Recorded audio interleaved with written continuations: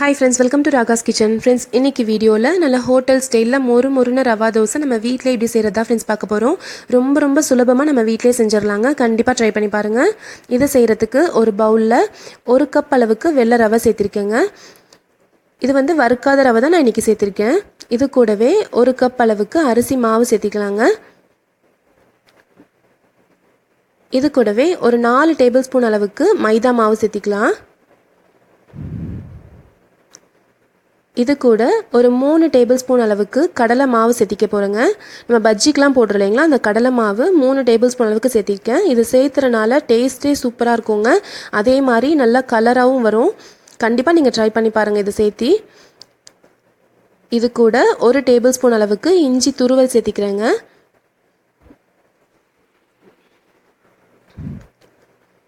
ஒரு table spoon அளவுக்கு சீரகம் சேர்த்திக்கலாம். நறுக்கி வச்சிருக்க கொத்தமல்லி சேர்த்திக்கலாங்க. கொஞ்சமாக ஒரு 4 பச்சை மிளகாய் கிட்ட நான் வந்து பொடியாக நறுக்கி வச்சுருக்கேன். அதை வந்து இது கூட சேர்த்திக்கிறேன். கொஞ்சமாக வந்து நறுக்கி வச்சுருக்க கருவேப்பிலை சேர்த்திக்கலாம். ரொம்ப சுலபமாக நம்ம இதை வந்து ரவா தோசை செஞ்சிடலாங்க வீட்டில்.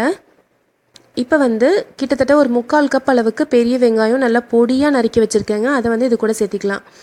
நல்லா ரொம்ப பொடியாக நறுக்கிக்கோங்க, அப்போ தான் நல்லா டேஸ்ட்டாக இருக்கும். தேவையான அளவுக்கு உப்பு சேர்த்திக்கலாங்க. இப்போ தேவையான பொருட்கள் எல்லாமே நம்ம சேர்த்தியாச்சு. இது எல்லாத்தையும் நல்லா இப்போ வந்து கலந்து விட்டுக்கலாம்.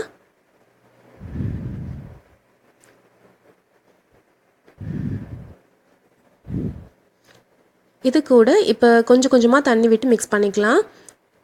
நான் கிட்டத்தட்ட ஒரு 4 கப் அளவுக்கு தண்ணி சேர்த்திருக்கேங்க.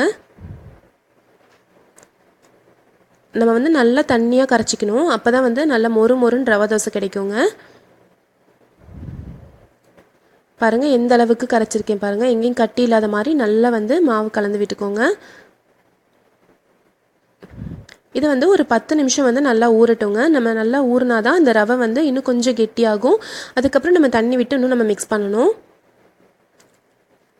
இப்போ ஒரு 10லேருந்து 15 நிமிஷம் நல்லா ஊறிடுச்சுங்க. பாருங்கள் இப்போ கொஞ்சம் திக்காக இருக்குது. இப்போ கொஞ்சம் கெட்டியாக இருக்குது இல்லைங்களா மாவு, அதனால் இன்னும் கொஞ்சம் தண்ணி விட்டு நம்ம தண்ணியாக கலக்கிக்கலாம். நல்லா தண்ணியாக இருக்கணும், அப்போ தான் நல்லா மொறுன்னு ரவா தோசை கிடைக்குங்க. நீங்கள் தோசை ஊற்றிட்டுருக்கப்போ கூட ஒரு 4 தோசை ஊற்றினதுக்கப்புறமா கொஞ்சம் கெட்டியாயிடுச்சு அப்படின்னா நீங்கள் இன்னும் கொஞ்சம் தண்ணி விட்டுக்கோங்க. இப்போ நம்ம ஸ்டவ்வில் வந்து தோசைக்கல் வச்சுக்கலாம். நான் வந்து கல் வச்சுருக்கேங்க.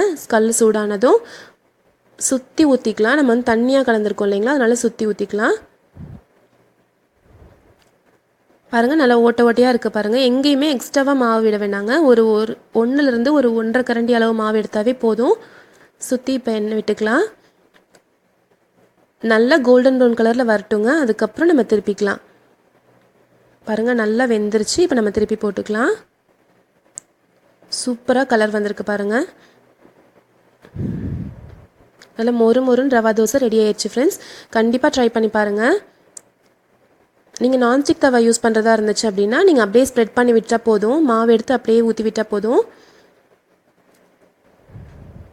சூப்பரான ரவா தோசை ரெடி ஆயிடுச்சு. கண்டிப்பாக நீங்கள் ட்ரை பண்ணி பாருங்கள் இந்த மாதிரி.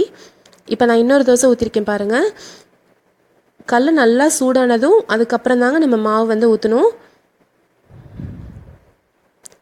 அதே மாதிரி இப்படி ஓட்டையாக இருந்தால் தான் நல்லா மெலிசாக வரும். நான் இப்போ திருப்பி போட்டிருக்கேன் பாருங்கள். சுற்றி நல்லா ரோஸ்ட்டாக வந்திருக்கு. நம்ம சட்னி சாம்பார் கூட சர்வ் பண்ணுறப்ப ரொம்ப டேஸ்ட்டாக இருக்குங்க. கண்டிப்பாக ட்ரை பண்ணி பாருங்கள்.